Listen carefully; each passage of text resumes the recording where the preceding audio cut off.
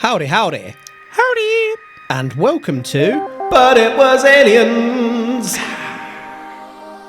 the extraterrestrial comedy podcast where we probe allegedly truthful alien occurrences to determine whether these occurrences really did occur, in turn preparing humanity for future alien visitation, or making ourselves giggle.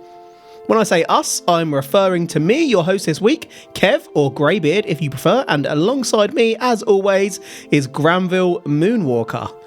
We don't piss about on this show, so let's jump straight into our DMC DeLorean, turn on the time circuits, set our destination to 1988, accelerate to 88 miles per hour, activate that flux capacitor, and drive on over to Puerto Rico.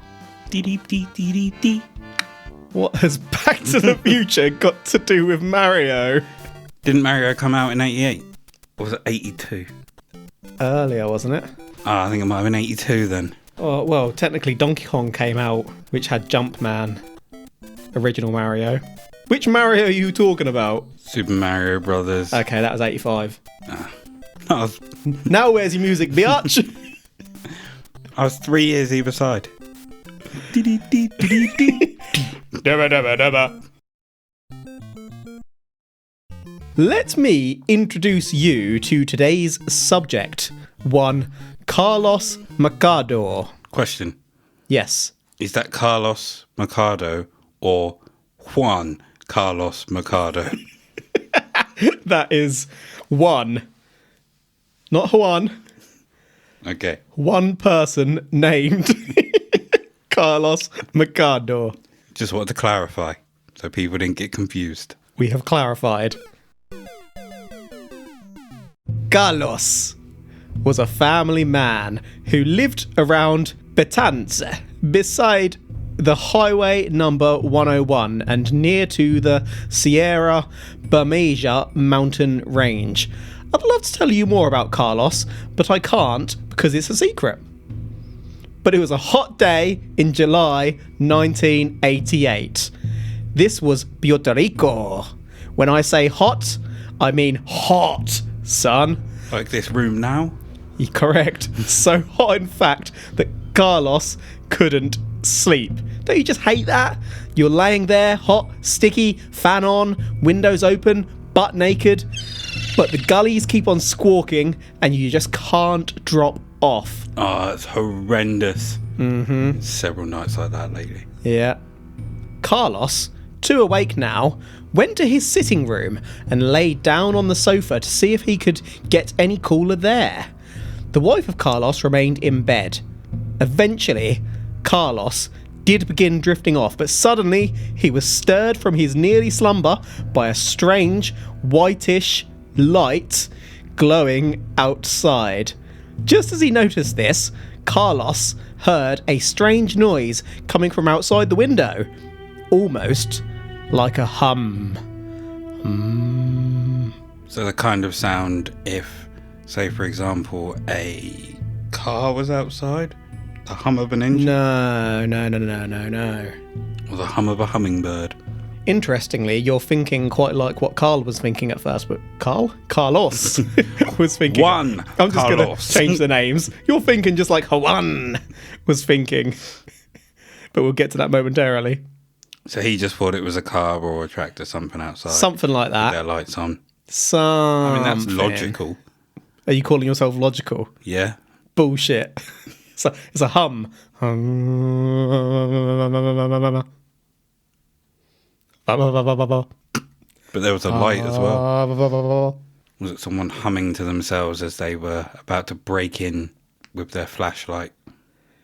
If you were in that what's in the scenario and you heard a hum outside and thought it was someone that was about to break in, would you confront or call the popo? I'm on my property, correct? Correct. Well, I'm not sure why. You need to clarify that. Self-defense? So you'd call the police. Yeah. Afterwards. I'd call the police for anything. Angry looking... Well, actually, I was going to say an angry looking seagull flies past the window. I'd call the police. I absolutely wouldn't. That's a downright lie. I'd go hunt that fool. You kept me up again? But Carlos did not investigate that hum. Oh, no. Carlos stayed in bed. Well, on the sofa. Smart. But the sound continued. Carlos had thought that it was coming from a nearby road and wasn't about to get up and check, but the sound begun getting louder too. Suddenly, a minute or two later, tap, tap, tap, something tapped on Carlos's window. Carlos got out of bed and slowly made his way towards the window. Carlos pulled the metallic shutters apart and looked outside. Okay. At this point, I'm making sure I've got a weapon on me. What's your weapon of choice? Do you have a weapon lying around in the house, or are you picking the nearest household instrument that could become a weapon? Probably the nearest household instrument. I don't have any weapons in the house. So what's your weapon of choice here? He's winking at me. What weapons do you have? You pull open a drawer and it's just nunchucks. Which ones do you want? Machine guns, nuclear warheads. What have you got all them for? You start winking at me. That's not an answer. What do you mean? I am a level 3 weapons expert. I can arm at a moment's notice. Why? Exactly. Starts winking again. So yeah, what is your weapon of choice, darn it? Nearest household object I can use. Yeah, give me an example. My size. My weapon is me. I am the weapon. I'm a grade 3 in karate. What's your damn weapon? I need my to hands. No, are rated I'm not allowing that. You're not the weapon. as lethal weapons. And what are the hands holding? My Fingers. And what's your weapon? Probably a coffee table. A coffee table? What? You're going to lift it up and swing it like a baseball bat? If you pick a coffee table up and someone comes like through your door unannounced, you just launch that coffee table at them. I mean, there's a pretty high likelihood that you're landing a hit there with the first shot, isn't there? Exactly. If they manage to block it and stay up, then that's when you rush them. I don't even know if I can lift a coffee table to swing it. As Carlos peeped outside, his eyes were greeted by a shining silver craft. The craft was not dissimilar to typical UFO descriptions, a bulb-like body with standing legs. I'll show you a drawing of it shortly, but we have more pressing issues to get to first. As Carlos's eyes adjusted to the light, along with the craft, Carlos noticed that there was something else outside too. Carlos noticed 3 small figures. Carlos would describe them as 3 little fellows on the sun lounge of his home. These figures, Carlos added, were so different. They looked a bit like us, but they weren't human. Do you reckon they were lost? Nearest house knocked on the window for directions. Yeah, possibly. That could be the done thing in... Because, I mean, at the moment there's no violence shown by them. And the fact that they've tapped, they've made a noise, so it's going to alert someone, isn't it? They've knocked rather than just entering, which is a good sign, isn't it? Like, excuse me, we're lost. You answer That's what it sounds like to us. You answer the door with your coffee table, you hear that one noise, and you swing. Swing for the fences, son. What? Start an intergalactic war from a misunderstanding. Wouldn't that be human? Yeah, this is sounding quite realistic so far, actually. Carlos would describe these little chaps as ugly. Mean? They had heads bigger than a human head with no hair, no ears, no noses, and massive dark eyes. Sexy grey. Sexy grey. He described them as ugly. Your immediate thought is sexy. This just proves that whatever I say, you'll rebel against it. I'm being nice to them. I don't want to start an intergalactic war. To be fair, why has he got to sexualise them in any way? Exactly. Why have they got to be ugly or attractive? Why can't they just be different? They might just be ugly to him. Indeed. In place of a nose, they had little holes. Meanwhile, they had a slash for a mouth. Carlos also described their faces as flat. Now, I'm not being funny, Carlos, but that's a bit harsh. These little fellows could be absolute sex bombs on their home planet, you presumptuous bastard. Told you. And anyway, beauty is on the inside. Their skin was a grey colour. Sexy greys! Gosh darn it. And their hands and faces were riddled with little lumps like they all had warts. Love bites. Sexy lumps. My love bumps. Carlos said that they were about 3 to 4 feet tall, thin, and you'll love this bit. My humps. My lovely sexy humps. They were dressed in overalls like a mechanic would wear. Sandy overalls. Why are the aliens always in overalls? Doesn't matter what case it is, they're wearing bloody overalls. They were lost. They're on their way to rescue another alien craft that has broken down. They're like the AA. The alien AA. They're the AAA. They're now on their way to help someone, but they've got lost. So now they need the help. Yeah. So they need the AA to come out and save them. Well, not the AA, but they just need directions. So the need directions. From the who? From the one. Coffee table. Corner. What is it that aliens are doing that they always need to wear overalls? Like, is every alien a mechanic or a painter or something? Maybe. Maybe they just like overalls. Like you like turtlenecks. Since when did I like turtlenecks? It's far too hot for one of those. Since always. I don't even think I've ever owned a turtleneck. No. I'm pretty sure I nearly got you to buy one. you once suggested that we both buy turtlenecks. 'Cause it was with funny. no reasoning at all. You just messaged me one day like, Kev, let's get some turtlenecks. What? Why? And I'm sure you sent me a picture of like Tom Hanks in a turtleneck or something. I was like, what? I remember. I was at a Christmas party and someone had turtlenecks on. Literally the day we were taking the piss out of turtlenecks. And I said we should get them after taking that picture. We should get some But It Was Aliens turtlenecks. Yeah, I'll look into that. I don't even wear a scarf, let alone a turtleneck. I like the cold. Let's quickly just check out a picture of one of these things, Mr. Mooney. But obviously I've already described them, so we don't need to spend too long on this. I'll also show you the craft. Okay, so we have technically a typical drawing of a grey's head. Flat-faced, sexy grey, I believe. And he's drawn what would appear to be the bumps on its head as well. I didn't actually take that in when I first looked at it, but there are love bumps all over it, as you called them. Did one Carlos draw this? I think so. Because he's drawn that second picture very well. So this second picture is a picture of Carlos being either standing beside or being led by one of the greys to their ship, which just looks like an upside down light bulb with chicken legs and a ladder. And shadows of creatures in the hull? I just thought that was part of the thing. The windows. It could be. It's hard to tell, to be fair. And I'm not 100% sure it's Carlos. It could have been an artist's depiction when he gave his account. Oh, okay.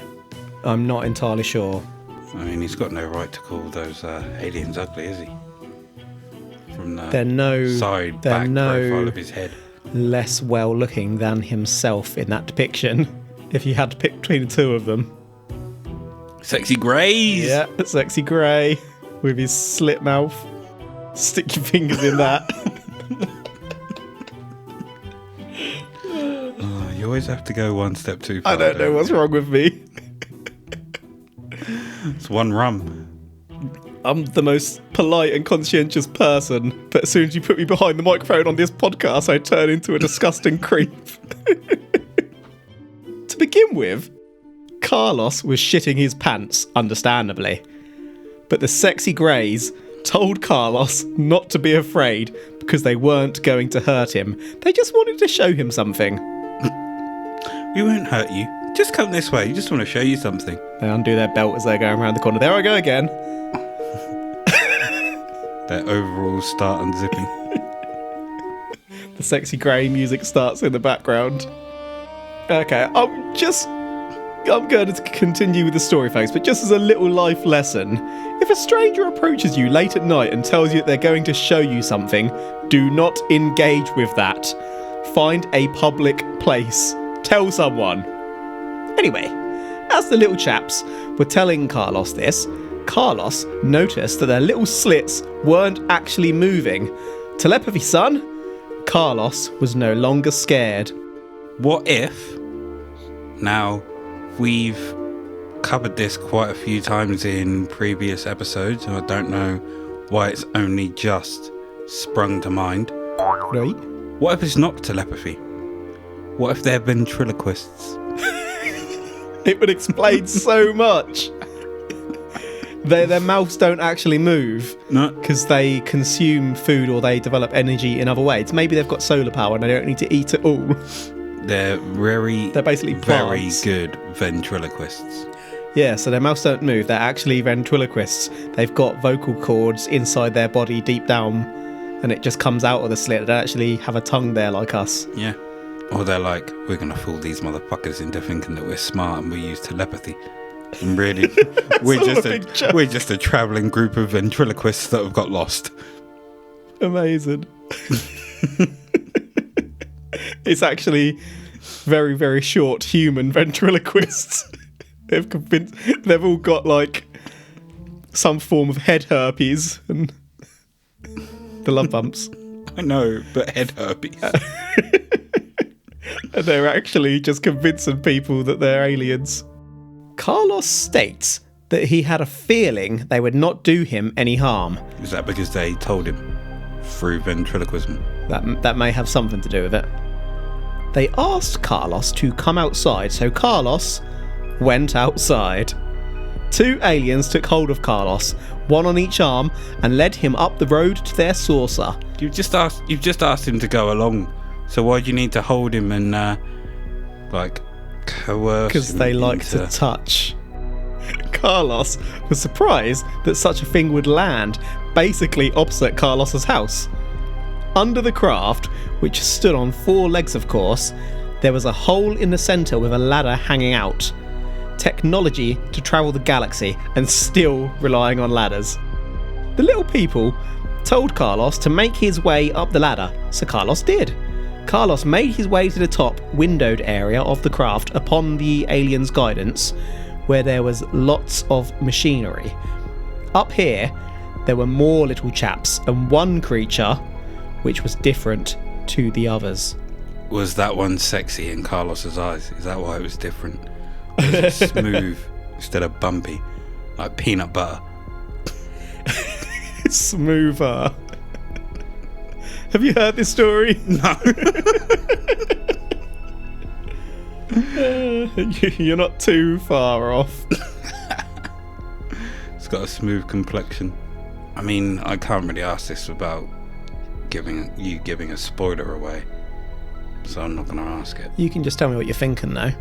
Just wondering if they've targeted Carlos or if it's just a coincidence where they've landed.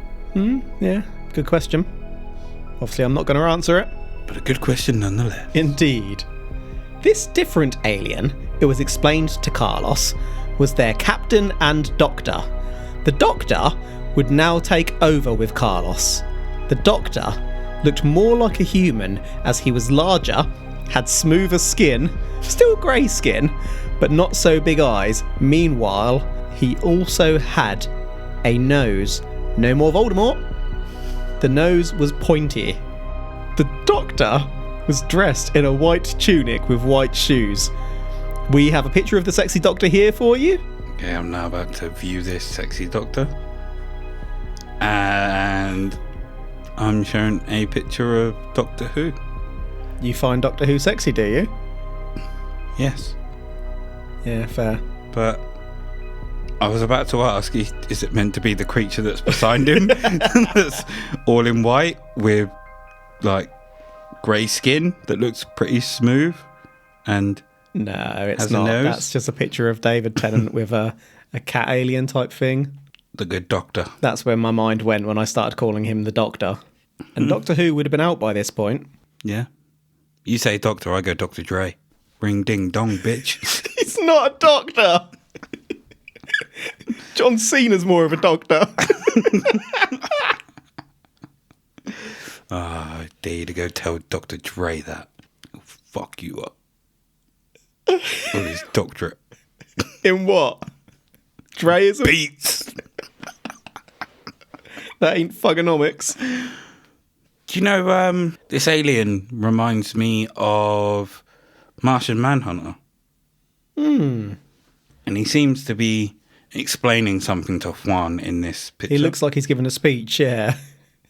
Telling him about the universe or something, while the other little greys seem to just be working on the around him. Maybe Carlos has told him the directions, and then he's pointing up at the direction Carlos has told him, like, this way? Yeah, but Carlos has his hand on his chin like, fucking emails. It's those nibs again.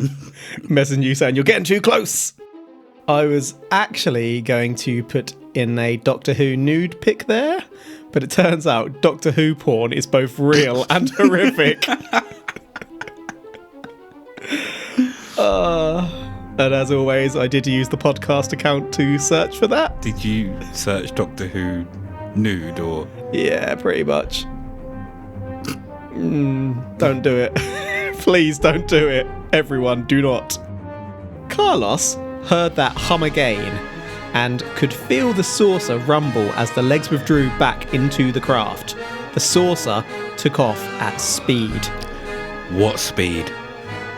A speed. Slow? Was it fast? This is payback for when I asked that question to you, isn't it? You've been waiting for me to say that for like 100 episodes. It's like the second time. Quite quickly. The craft headed towards the Sierra Bemija mountain range we mentioned earlier, an area Carlos knew well. Carlos then became scared as the craft hurtled towards the mountain. Carlos thought they were about to explode. However, the side of the mountain opened up and the craft hurtled down a tunnel into a big open area deep below the mountains. Ooh. I'm in. Secret base, biatch. Yeah. How many TV shows, programs, films have there been where there's secret bases inside mountains? Team America, Thunderbirds. Now that someone's mentioned it in a case, I'm in. It's got to be real. They had to get it from somewhere. This was it. Absolutely. This was the OG base in a mountain. Slap at the base! Is that I Love You Man? Yeah. That film is so underrated. It's absolutely hilarious to me. Paul Rudd. Mm-hmm. I can't remember the other chap in it. Jason Segel, I think. Wonderful film. Slap at the base. Hey, Jobin! The craft landed in a hangar occupied by lots of other crafts. Some were round, some triangular, some were even square, but there were no planes or choppers. I was expecting a rhyme then. Nope, and this was no human base. The doctor asked Carlos to come out into the base with him and gave Carlos some glasses so that he could see everything better, as there was a brilliant light illuminating everything. The place was occupied by loads of little alien chaps all hurrying around. Some were working on the crafts, some were working on electronics. There were buildings too, like barracks. This is the hidden underground alien base we've been searching for. It explains so much. The aliens aren't coming from space, they're already here. They're in the mountains and under the sea. Under the sea. Sebastian told us. Life is much better down where it's wetter. Take it from me. Shooby-dooby. So, this alien is it an army base? You could make that assumption. I'm not saying that it was, but there's lots of crafts and it's similar to a barracks. But then what other sort of base, if humans were going to an alien planet, we had that sort of technology, what's the first sort of base we're going to set up there? Either an army or a scientific one. So they're either having one where they're Both, scouting I would argue. around, but maybe their scout ships have weaponry on it anyway. But to them, it's the lightest weaponry they've got. But to us, it can annihilate a planet. Perhaps, yeah.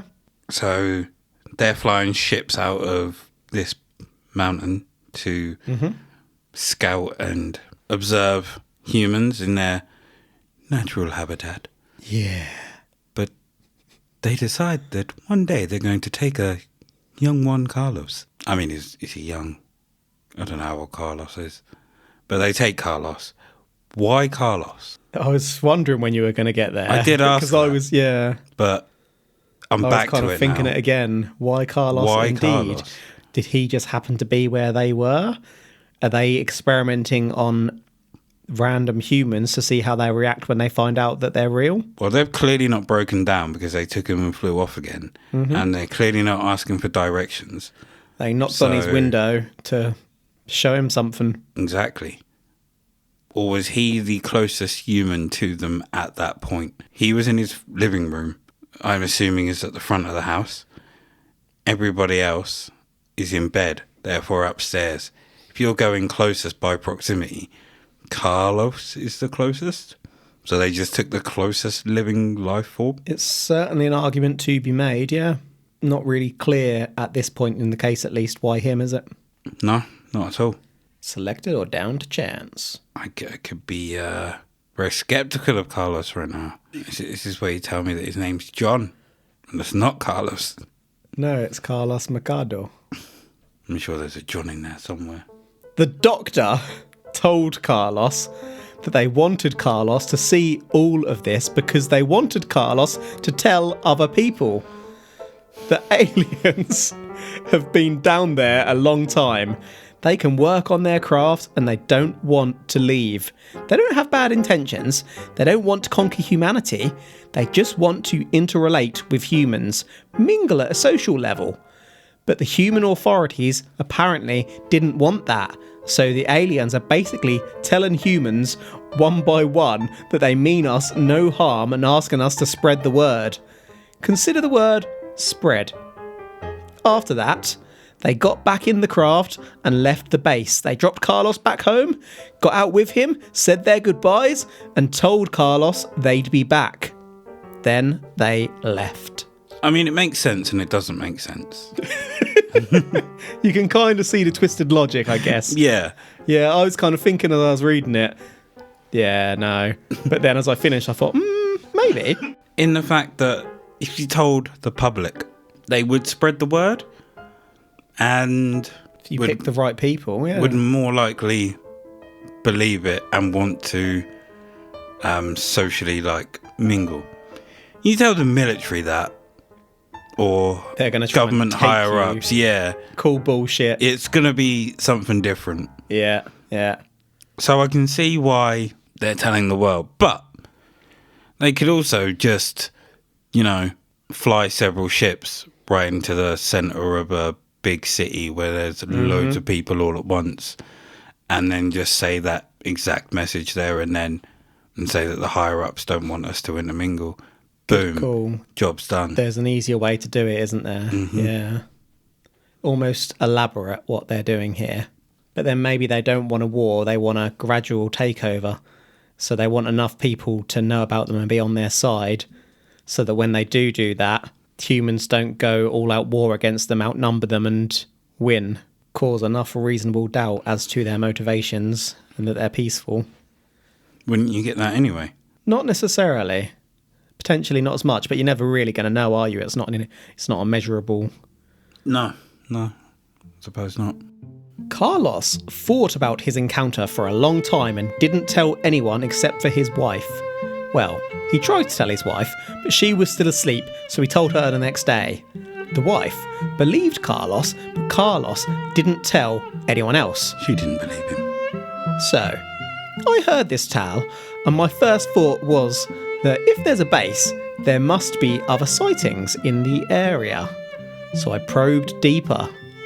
It turns out On December the 28th, 1988, at 7:45 p.m, a huge, illuminated triangle appeared over the Sierra Bermeja Vermilion mountain range and Lake Cartagena area of Puerto Rico. 2 US Navy jets, believed to be F-14 Tomcats, were seen to be captured by this triangle before all 3 vanished. This event was actually witnessed by many local eyewitnesses, and I'm telling you this because one of those eyewitnesses' names was Senor Carlos Manuel Mercado. This man dog was there. By chance, looked it up. Same person saw the sighting. Yeah, among many witnesses. I was going to say I'd be much more sceptical then. But are the other witnesses real? Well, you could ask me, is Carlos real? Is Carlos real? Yeah. Are the other witnesses real? As far as we know, yeah. But whose word are we taking for this? Hopefully mine. Don't believe you then. It's fake, everybody! I'll get to clarification of the witnesses in a second. How do they know from where they were, down at ground level, civilian feet on the floor level, Right. seeing this triangle up in the sky, Right. way up in the sky, Yes. you know, sky level? Yes. How could they tell that quite they were broad. 2 US Navy jets? Because they could see the 2 jets. But how do they know they were US?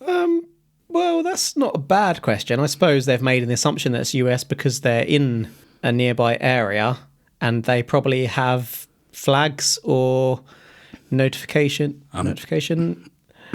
like an emblem of the US. I don't think you'd be able to see that from where they are. Well, I can't remember, so please don't quote me on this, but like during the wartime, you could identify Allied force planes because they had that mark on them.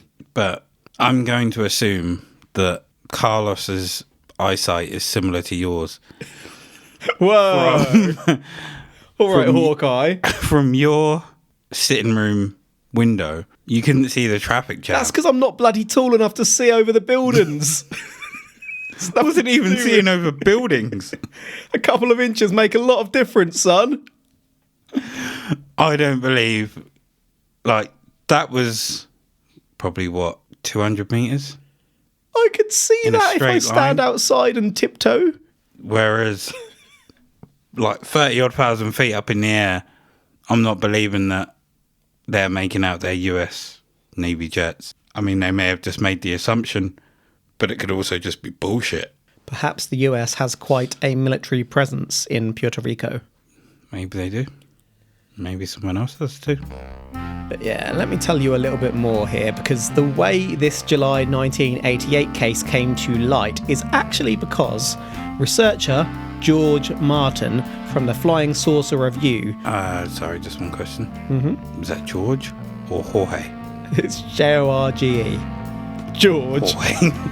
So let's call them Martin. So George Martin from the Flying Saucer Review was in the area looking into the December Triangle. So you're a Jorge. Carlos was a witness to that and several other incidents which reportedly were all supported by other witnesses. So it wasn't just Carlos in any of these, but once Carlos met the researchers, he then raised his previous experience, fearing that nobody would have believed him until he met the researchers. Carlos also sought no publicity from this. Interestingly, the area where Carlos explained that this took place, the Sierra Bermeja mountain range, as we've mentioned, has actually been suggested in other similar cases of alien contact too.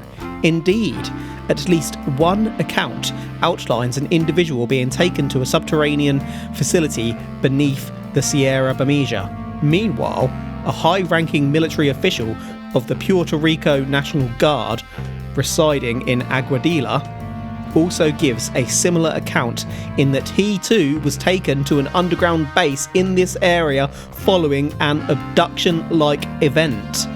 Both were given medicals by alien beings in the same subterranean base. #probe. Oh, and at one point the mountain area was a restricted area, reportedly due to the Voice of America radio station operating in the area, but no transmission was ever made from the area. It's also a hotbed for UFO sightings. Conspiracy, biatch! Is it quite possible It is quite possible. that there is a US base on the other side of that mountain and they were getting too close and they were taken? So that's kind of the way I'm leaning at the moment, yeah. And You've got too close to the truth, so we're going to put you off. these things were, kind of done to them. Maybe they were dosed up with LSD or some other mind-bending drug that would allow them to implant thoughts, Inception-like, into your brain, like the chair. We've really been hit by that Montauk Project case, haven't we? Every case we cover now, we're going to be linking it to that somehow. But no, maybe they, I wouldn't say hypnotised, but drugged, just dressed up as aliens or something, just to kind of put them off. Because if you're in a drugged state, anything you see, you're going to not necessarily think is real, but Perceive it. perceive, yeah. Well, they could have suggested things and then they hallucinated. Maybe. What I find interesting is that the other experiences got probed, but not Carlos. Come on, Carlos. You know you took one in the butt. But What? In the butt. Carlos stated that he was still waiting for them when interviewed. With regards to the triangle sighting, Carlos said that he could see that the planes were harassing the triangle and it just carried them off. Carlos isn't worried because the aliens are good, but someone wants them out of there. Are they trying to make the aliens look bad? That is actually the last I could find on Carlos. So what other explanations could there be, if not underground alien base? Did Carlos dream it? Did Carlos make it up to cover his dirty ass? That's possible, remember. He's one of many witnesses for a couple of other sightings in the area. Was Carlos smashed? Was this a combination of Carlos over-exaggerating or even misinterpreting potential experimental military tech? Is there an underground military base carrying out experiments with both technology and on humans? Or is there indeed an underground alien base? Remember, there are other similar accounts in this area. that didn't cross my mind. So, although I mentioned them being drugged or taken by the military, Yeah? it never occurred to me that those experiments may have just been done on humans and they just happened to be some of the ones that Yeah? were like experimented on. All the people that saw the alleged event, I hate to discredit so many people. Or Do you? not discredit them, But you're happy to swing a coffee table at a stranger? but is it possible that they were in a group experiment, We know group Testing out experiments some- have been done. testing out some like toxic gases or liquids on? I mean, because why was there a group of people? Were they just in the street at the time? Were they at an event? Is there somewhere where they all drank from the same punch bowl? And then once they'd all had whatever they'd had, I don't know, maybe a video got played or a sound or a recording was played overhead, which put the suggestion in their mind. One person says what they see, and then it becomes vivid in the minds of others, like a group hallucination. I can't rule it out. We know governments and militaries are sneaky bastards. Was half expecting a email to ping then. On that note, here is the summary because that's the end of the case. During this episode, we travelled to Puerto Rico in July 1988 after the release of Super Mario Brothers, where Carlos Mercado was having trouble sleeping. So he went to his sitting room, leaving his wife. Just as Carlos drifted off, he was awoken first by a bright light and loud noise, and then by a tap at his window. Carlos looked out and was greeted by several small alien fellows, along with their craft. They took Carlos, allegedly telepathically, or possibly via voice from their butts, not to be scared, as they just wanted to show Carlos something. They invited Carlos out to play, and Carlos went. The aliens took Carlos to an underground base hidden inside a metal cave within the Sierra Bermeja mountain range. This base was absolutely riddled with alien and alien craft. One of the aliens was called the Doctor, and told Carlos that they'd been at the base a very long time and meant no harm to humanity. The aliens were here to interrelate the human species. They don't want to leave, and they don't want to take over. They just want to be buddies. After this, the aliens took Carlos home. This mountain area was a restricted area, reportedly due to a radio station, but that station is not known to have ever broadcast. There was a sighting of a triangle craft in December 1988, taking 2 military planes away with it, which is how Carlos met researchers and gave his story, because he witnessed that event with others. Meanwhile, there have been at least 2 other claims of an underground base in the area. Is there anything, Mr. Moonwalker, that you'd like to touch upon before we conclude? Yes. Touch away. The broadcast station That never broadcast, yeah. never broadcast. How do they know it never broadcast? And it's very possible that it was broadcasting to one frequency. Why are you giving it? There's no broadcast in the area when people have checked frequency as to whether it's ever broadcast. That would be quite hard to tell, I guess, Exactly. because those radio waves are going to be out in space. What if it's just not broadcasting at the time they want? There's What no- if that's an experimental broadcast Yeah. station? So the same way they all saw that thing at once. Maybe ever since it's been built, people have been examining it, but I don't have the scientific evidence to back this one up, unfortunately. Okay. On that note, are you saying that it was aliens? The strongest ask ever? Pretty confident here. I am going to have to agree that this is not aliens. How can you agree? And I before say I've said- agree because I know for a fact you are not saying that this is aliens. Bugger. Yeah, I'm not saying there was aliens either. There we go. This far, we've covered a few of this nature, and they're somewhat entertaining, but with only one person's account, the evidence is always going to be a bit limited. However, it did get my brain firing around the possibility of an underground base. I think I've mentioned before an idea that if aliens did visit us, an underwater base would be a very good idea to set up shop. Meanwhile, we've also covered Hollow Earth before. Going underground is a definite alien strategy. But do I believe this is aliens? No, I don't, unfortunately. I couldn't find anything to suggest that Carlos wasn't credible, just as I couldn't find anything to confirm that he was. So I'm going to have to go with misinterpreted sightings in the area and that dreamlike state where everything seems real, until we visit Puerto Rico and probe this alien base for ourselves. Any final thoughts from yourself before we close, Mr. Mooner? No, the more this case has gone on, the more I'm edging towards military, Yeah, rather than it being a story that's been made up. it's the fact there's been sightings and that area was restricted, but why? Yeah. So it's I'm going with experimental military tech Fair, yeah. and possibly human experimentation. I'm going just the military tech route, and Carlos was laying it on a bit thick, personally. Huh? Just gut feeling. And on that Follow note, your gut. yep, my gut is saying that that's a wrap for today. You fine people. Thank you for listening to But It Was Aliens. Blah, blah, blah. We're hard at work making these episodes, and if you enjoy what we do and you're all up to date, what can you do?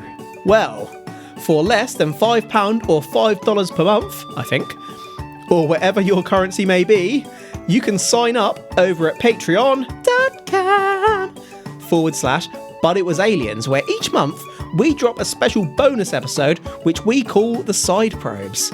There, we delve into more widely paranormal cases. So rather than aliens, we are talking ghosts, demons, cryptids, a person who can make it rain, all sorts. One day, I may even probe Mooney's taxi ghost. I mean, that'd be a fucking... If you could get to the bottom of that, I'd be impressed. One day. If you have any suggestions of topics to cover, we'd love to hear from you. So drop us a line on the Twitter at But It Was Aliens. That's it from us this episode. So until next time, if you eat enough Tic Tacs, will one pick you up and take you to its leader? The truth is up there. #probe. You know the video of the Tic Tac? Yes. Where it all of a sudden just changes direction? Yes. Do you think it's mimicking a Tic Tac that's in a case being shaken?